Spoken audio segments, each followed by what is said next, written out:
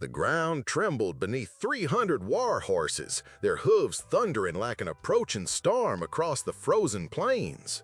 Emma pressed her back against the cabin door, her breath forming desperate clouds in the bitter morning air. Through the frost-covered window, she watched the massive war party emerge from the dawn mist. Painted faces, gleaming weapons, feathered lances cutting through the pale light like omens of death. Her small hands clutched the wooden latch, knowing it would offer no protection against what was coming. The baby in her arms, the same infant she'd found freezing on her doorstep just hours before, stirred against her chest, completely unaware that his presence had summoned this army of vengeance. The lead warrior raised his hand, and 300 horses stopped as one.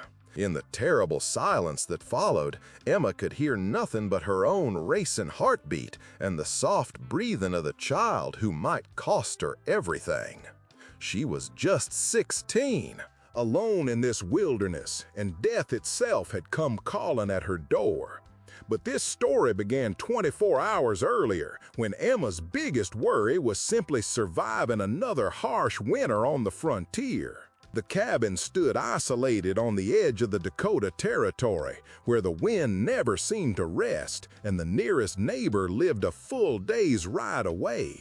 Emma had built this life from nothing after losing her parents to fever 3 winters past. Every morning brought the same routine: check the traps, tend the small garden she'd managed to coax from the stubborn soil, repair whatever the previous night's cold had damaged. She'd learned to find comfort in the silence, though sometimes it pressed against her like a physical weight. The loneliness had a particular quality out here. Not just the absence of voices, but the presence of something vast and indifferent. At night, she'd sit by the fire and wonder if this was all there was: survival without purpose. Existence without connection. The scar on her left temple, a reminder of the accident that had claimed her family, caught the firelight as she prepared her meager evening meal. She'd grown thin over the past months, rationing her supplies to last until spring, wearing the same patched dress day after day. But she'd chosen this isolation over the charity of distant relatives who'd made their pity clear. Out here, at least, her dignity remained intact. As she prepared for bed that night, wrapping herself in the only warm coat she owned, a heavy wool garment that had belonged to her mother, Emma had no idea that by dawn, everything would change. The crying woke her before sunrise. At first, she thought it might be the wind or perhaps a wounded animal. But as consciousness fully returned, she recognized the unmistakable sound of an infant in distress. She threw on her boots and coat, grabbed the rifle that stood beside her door, and stepped into the pre-dawn darkness. The cold hit her like a physical blow. Her breath crystallized instantly, and the snow crunched beneath her feet as she followed the sound around to the front of her cabin. There, nestled in a hastily woven basket on her doorstep, was a baby, perhaps 6 months old, wrapped in thin blankets that offered little protection against the brutal cold. Emma's heart clenched as she lifted the basket. The infant's lips were already tinged blue, and his cries were growing weaker by the moment. Without hesitation, she unwrapped her mother's coat and bundled the baby inside it, holding him against her own body heat as she rushed back indoors. But this simple act of mercy would soon trigger consequences she never could have imagined. By the warmth of her fire, Emma examined the child more carefully. He was clearly of Native American heritage, with distinctive features and what appeared to be a small beaded bracelet around his tiny wrist. The craftsmanship was exquisite, too fine to belong to just any family. Someone had loved this child enough to create something beautiful for him, which made his abandonment all the more puzzling. She spent the pre-dawn hours warming milk from her single goat and fashioning a feeding arrangement from cloth and a small bottle. The baby, she'd begun thinking of him as Samuel, though she had no idea of his real name, gradually warmed and stopped crying. As the sun began to rise, he even managed a small smile that melted something in Emma's chest she hadn't realized was frozen. But as she sat rocking him in her mother's coat, a terrible thought began to form. What if he hadn't been abandoned? What if he'd been taken? And what if whoever was looking for him decided she was responsible for his disappearance?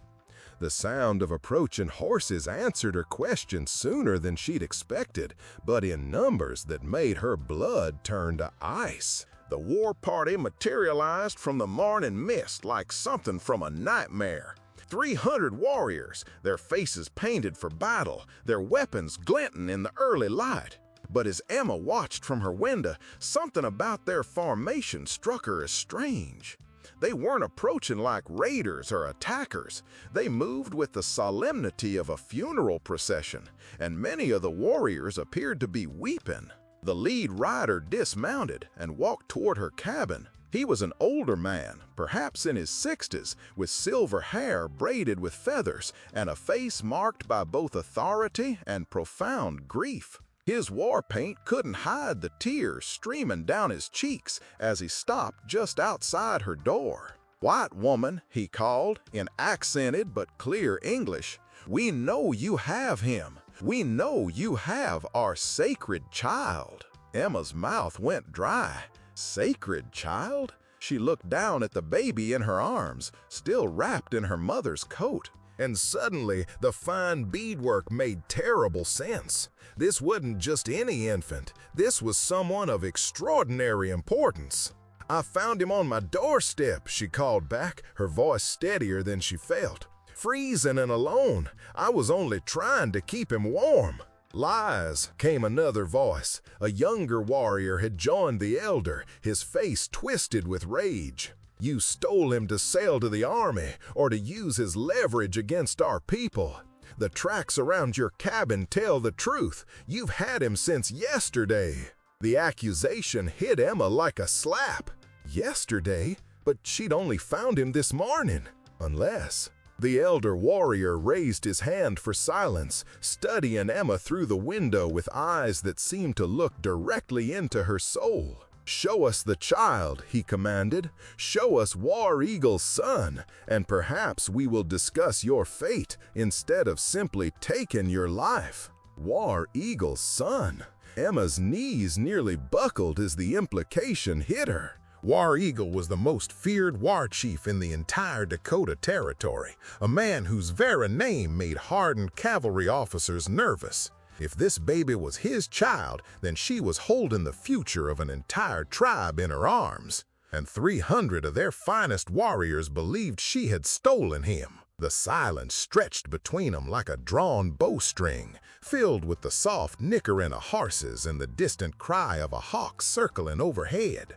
Emma could smell the smoke from the warriors' morning fires still clinging to their clothes, could see her own breath mixing with theirs in the cold air between them. One wrong move, one misunderstood gesture, and this entire army would descend upon her like the wrath of God itself. But something in the elder's voice, beneath the authority and threat, suggested the truth might still matter here. "I'll show you the child," Emma said finally, "but I want to tell you exactly how I found him. And I want you to listen with the wisdom your years have earned you." She opened the door slowly, still cradling the baby in her mother's coat. The warriors tensed, hands moving to weapons, but the elder gestured for patience. As Emma stepped into the cold morning air, the baby stirred and opened his eyes, bright, alert eyes that immediately found the elder warrior's face. The effect was immediate and profound. The elder's fierce expression crumbled, and a sob escaped his throat as he recognized the child. Around him, 300 warriors began to weep openly, some falling to their knees in the snow. "Grandson," the elder whispered, reaching out with trembling hands, We thought you were dead. We thought the winter spirits had claimed you, or that enemies had stolen you away to break our hearts." Emma looked down at the baby, War Eagle's son, this elder's grandson, and felt the terrible weight of the moment. "He was dying when I found him," she said quietly. "Another hour in this cold and you would have lost him forever. I gave him my warmth, my food, my only coat. I didn't know who he was, but I knew he needed help." The younger warrior, still suspicious, stepped forward. "Pretty words from a white woman who has much to gain by playing innocent. How do we know you didn't steal him yourself, then change your mind when you realized what forces you had awakened?" It was then that Emma noticed something she hadn't seen before. The elder warrior wore a distinctive necklace, a chain of carved bone and turquoise that caught the morning light. And as she looked more closely at the baby in her arms, she saw an identical miniature version around his tiny neck, partially hidden by the folds of her mother's coat. "Wait," she said, carefully unwrapping the coat to reveal the small necklace. "If I had stolen him, would I have left him wearing this? Would I have kept evidence that could identify him?" The elder's eyes widened as he saw the sacred necklace, intact, unharmed, still blessing the child with its protective power. But it was what happened next that changed everything. As Emma began to lift the baby toward his grandfather, the infant's tiny hand closed around a fold of her mother's coat and refused to let go. The baby, who had been calm and quiet in her arms, immediately began to fuss when the elder reached for him. And when Emma instinctively pulled him back to comfort him, he settled again, his small fingers still clutching the wool fabric as if it were a lifeline. "He doesn't want to leave the coat," Emma observed, her voice filled with wonder. "It's as if he knows it saved his life." The elder warrior studied this interaction with growing amazement. In his culture, babies possessed a wisdom that adults often lost. They could see truth that was hidden from older eyes. If War Eagle's son trusted this white woman enough to cling to her protection, "Child, what did that say about her character?" "Child," the elder said to Emma, his voice now gentle instead of threatening, "what is your name, and why do you live alone in this wilderness?"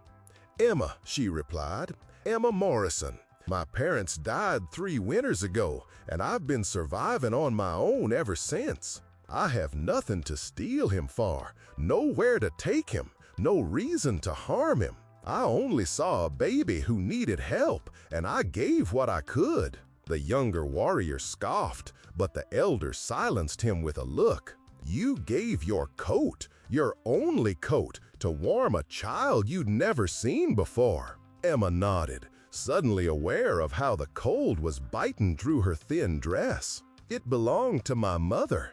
It's the warmest thing I own. But what good is warmth if you're not willing to share it with someone who needs it more?" These words hung in the frigid air like a prayer. Around them, 300 warriors watched in silence as their elder processed what he was hearing and seeing. This white woman had risked her own survival to save their sacred child, asking nothing in return, keeping nothing for herself. But the younger warrior wasn't finished. "Words are wind," he declared. "Anyone can claim kindness after being caught.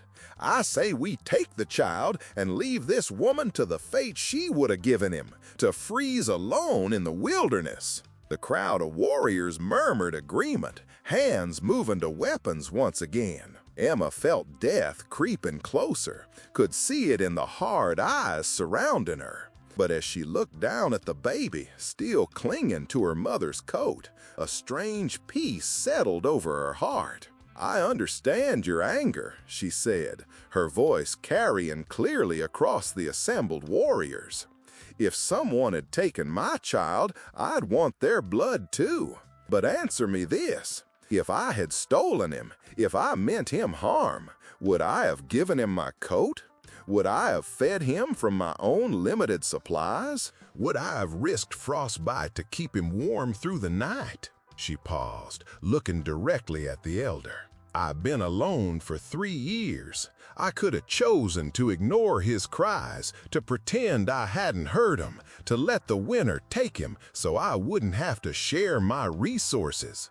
But I didn't, and I'd make the same choice again, even knowing it might cost me everything.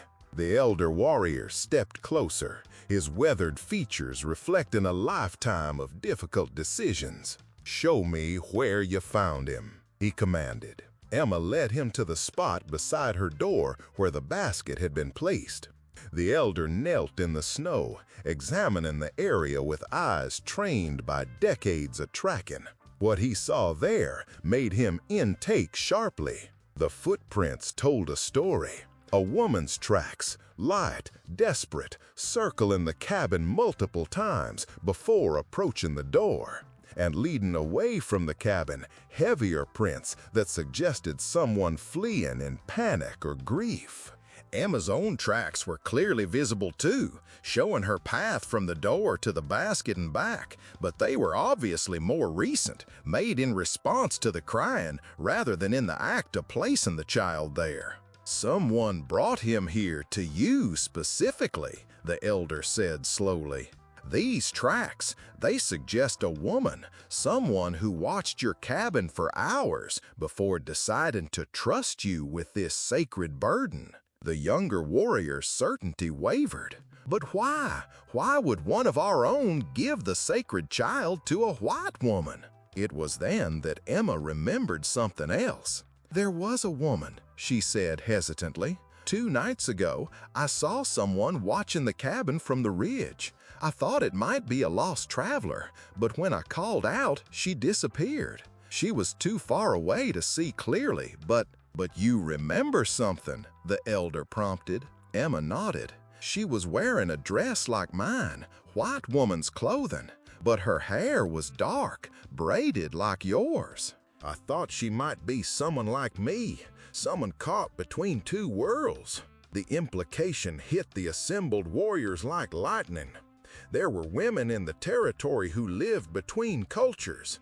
Native women who had married white men, white women who had been adopted into tribes, children of mixed heritage who belonged fully to neither world.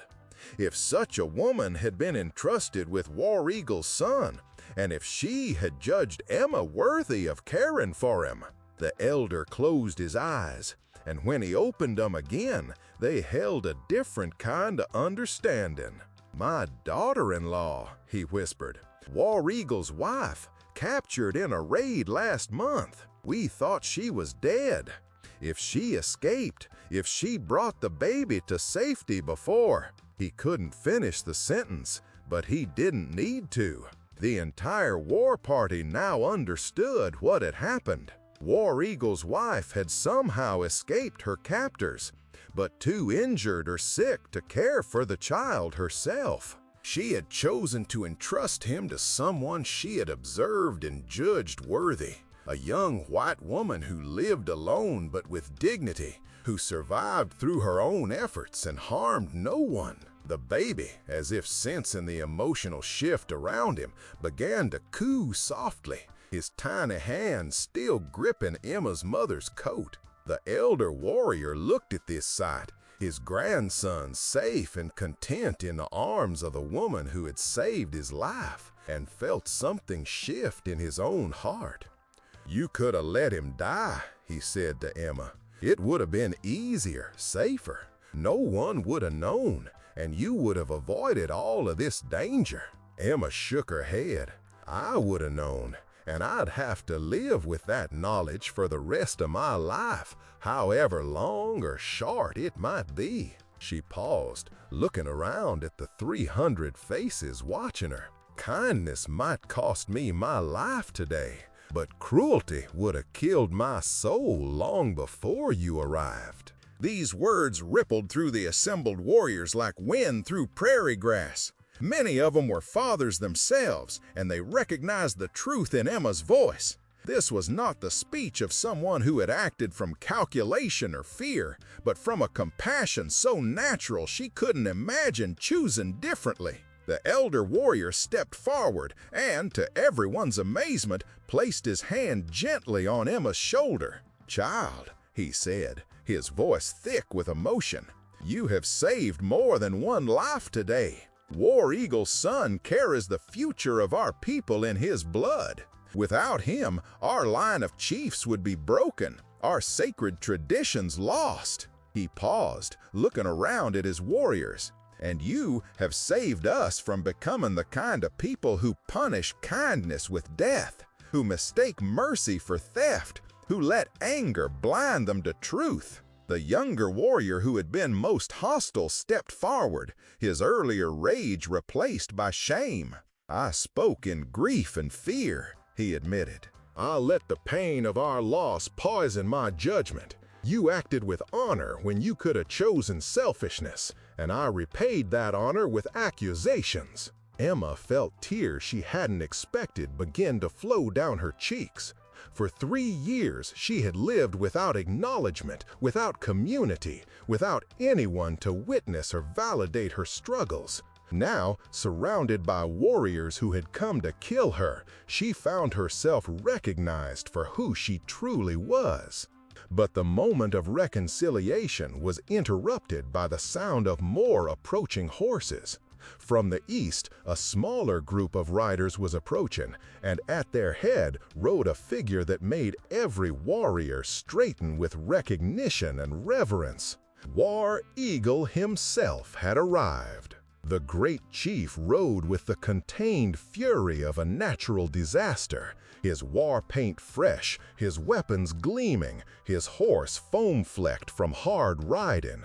Behind him came 20 of his most trusted warriors, all of them bearing the look of men who had ridden through the night and were prepared to ride through hell itself if necessary. War Eagle dismounted and strode toward the group, his eyes immediately finding his father and his son. But when he saw Emma holding the baby, still wrapped in her mother's coat, his hand moved to his tomahawk. "Who is this white woman, and why does she hold my son?" he demanded, his voice carrying the authority of absolute command. The elder warrior, War Eagle's father, stepped between them. "Son, this woman saved your child's life. She found him dying on her doorstep and gave him her own warmth, her own food, her own protection. She asks for nothing in return." War Eagle's fierce gaze shifted to Emma, studying her with the intensity of a predator. "You could demand ransom for such a service," he said coldly. "You could ask for gold, for horses, for safe passage to any territory you choose. What do you want for my son's life?" Emma looked down at the baby, who was beginning to stir in her arms, then back up at the most feared warrior in the Dakota Territory. "I want him to grow up knowing that kindness exists in the world," she said quietly. "I want him to remember that when someone needed help, help was given. That's payment enough for any decent person." War Eagle stood frozen, processing not just her words but the sight before him. His son, content and safe in the arms of a white woman who'd risked everything to protect him. His father and 300 warriors standing not in battle formation, but in a circle of respect around this unlikely guardian. "You are not what I expected," he said finally. Emma managed a small smile. "Neither are you." It was then that War Eagle noticed something that made his breath catch. Around Emma's neck, she wore a simple wooden cross, clearly carved by hand, worn smooth by years of wear. It was the kind of religious symbol that many white settlers carried, but this one was different. Carved into the wood, so small as to be almost invisible, were tiny symbols that he recognized from his own culture, protective marks, blessings, signs of respect for the natural world. "Where did you get that?" he asked, pointing to the cross. Emma looked down, puzzled. "It was my father's," He carved it himself before I was born. He said he wanted to include blessings from all the peoples who shared this land, that God, or the Great Spirit, or whatever name you used, was big enough to hear prayers in any language. War Eagle's eyes widened. Your father, what was his name? Thomas Morrison. He was a trader, traveled all through this territory before he settled down to farm. He always said the native peoples taught him more about surviving on this land than all his book learning ever could. A murmur went through the assembled warriors. Thomas Morrison was a name many of them remembered. A white trader who had dealt fairly, learned their languages, respected their customs. A man who had been trusted in ways that few outsiders ever achieved. War Eagle's expression softened dramatically. Thomas Morrison was your father? Emma nodded, uncertain where this was leading. He saved my uncle's life during the harsh winter of 1851, shared his supplies when our hunting party was stranded by storms, asked for nothing in return. We have remembered his kindness for 20 years. War Eagle paused, looking at his son in Emma's arms. It seems honor runs in your family. The revelation sent a ripple of amazement through both groups. This was no random act of mercy.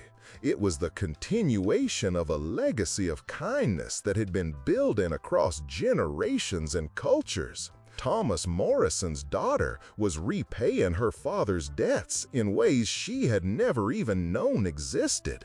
War Eagle stepped closer to Emma, but now his approach carried no threat. "My son recognizes good people," he said, observing how calmly the baby rested in her arms. "In our tradition, children can see the truth that adults sometimes miss. He trusts you. That tells me everything I need to know about your character." Emma looked down at the baby, who chose that moment to smile up at her with the pure joy that only infants possess. "He's beautiful," she said softly. "He's gonna grow up to be something special." "He already is special," War Eagle replied. "He is the bridge between his people and the future we must build together. And today, he has learned his first lesson about that future. That kindness can cross any boundary, that courage can live in the smallest actions, that the color of someone's skin tells you nothing about the color of their heart." The morning sun had climbed higher now, warming the frigid air and casting everything in a golden light that seemed to bless the scene before them. 300 warriors, a great chief, and a lonely orphan girl stood together in the snow, bound by a single act of compassion that had changed them all. But War Eagle had one more surprise in store. "Emma Marson," he said formally, "you have saved my son, honored my family, and proven yourself worthy of the highest respect our people can give. I offer you a choice." He paused, looking around at his warriors. "You can remain here in this lonely place, and we will ensure you never want for anything. Food, protection, supplies, whatever you need. You will be under our protection for as long as you live." Emma's heart swelled at the generosity of the offer, but War Eagle continued. "Or," he said, "you can come with us. Be part of our extended family. Help raise my son with the wisdom your father passed to you. Build bridges between our peoples as he did. You would be welcome in our village, respected as the woman who saved our future chief, honored as the daughter of Thomas Morrison." The offer took Emma's breath away. After 3 years of crushing loneliness, she was being invited into a family, a community, a purpose larger than mere survival. She looked down at the baby in her arms, then around at the faces watching her, faces that no longer held suspicion or anger, but hope and acceptance. She began, then stopped. The magnitude of the decision overwhelmed her. This cabin was all she had left of her parents, her old life. Leaving it would mean abandoning the last physical connection to who she used to be. War Eagle seemed to understand her hesitation. "You don't have to decide today," he said gently, "but know that the offer will always stand. You have earned a place in our hearts, and that can never be taken away." It was then that the baby made his own opinion known. As Emma tried to hand him to his father, the little boy's grip on her mother's coat tightened, and he began to fuss when she attempted to unwrap him from it. Even at 6 months old, he seemed to understand that this coat and the woman wearing it represented safety and love. War Eagle watched this display with growing amazement. "He doesn't want to be separated from you or your coat," he observed. "In our tradition, this is a sign that souls have recognized each other across the barriers that usually divide them." Emma felt something shift in her heart, a sense of rightness she hadn't experienced since her parents' death. "What if I came for a visit first," she suggested, "just to see how he settles, to make sure he's truly safe? I could always return here if you find our ways strange or unwelcoming," War Eagle finished. "But I don't think you will. I think you'll discover what your father learned 20 years ago, that family has nothing to do with blood and everything to do with choice." The elder warrior stepped forward, his weathered face bright with joy. "Grandson," he said to the baby, "you have brought us a gift more precious than you yet know. You have brought us a reminder that the Great Spirit works through the kindest hearts, no matter what form they wear." As the morning wore on, the practical arrangements were made with surprising ease. Emma would travel with the war party to their winter village, bringing what she could carry and leaving the rest secured for possible future return. The baby would remain in her care during the journey, since he had made his preferences so unmistakably clear. But as they prepared to leave, War Eagle had one final gesture to make. "This coat," he said, indicating the wool garment that had saved his son's life, "it will become part of our sacred history. We will remember always that when our most precious treasure was in mortal danger, a woman gave her own protection to save him." The story of Emma Morrison's coat will be told around our fires for generations. Emma felt tears flowing freely now, overwhelmed by the transformation of what had begun as a simple act of human decency. "I never imagined," she whispered, "when I heard him crying on my doorstep, that helping him would change my entire life." "The best kindnesses never do," War Eagle's father replied. "They spring from the heart without calculation, without expectation of reward. Those are the actions that reshape the world." As the great war party prepared to depart, now with Emma among them, the baby finally released his grip on the coat, but only because he had transferred his tiny hand to clutch Emma's finger instead. The symbolism was not lost on anyone present. He would carry the protection the coat represented, but he would carry it through the love of the woman who had wrapped him in it. The journey back to the village took most of the day, but it was a procession of joy rather than the grim war party that had set out that morning. Warriors who had ridden out ready for revenge now sang songs of celebration, welcoming Emma into their midst with a warmth that melted the last of her fears. And as they rode, Emma marveled at how quickly loneliness could transform into belonging, how a single act of compassion could create bonds stronger than blood, how the Great Spirit, by whatever name you called him, could work through the simplest gestures to heal the deepest divisions. 3 months later, as spring began to touch the prairie, Emma had found her answer to War Eagle's choice. The cabin stood empty, its door secured, but no longer needed. She had found her family, her purpose, her home in the most unlikely place imaginable. The baby, whose name she learned was Little Eagle, had grown strong and healthy under her continued care. He had become the bridge between worlds that his father had envisioned, equally comfortable with Emma's lullabies and his grandfather's war songs, learning that love could speak any language and kindness could cross any boundary.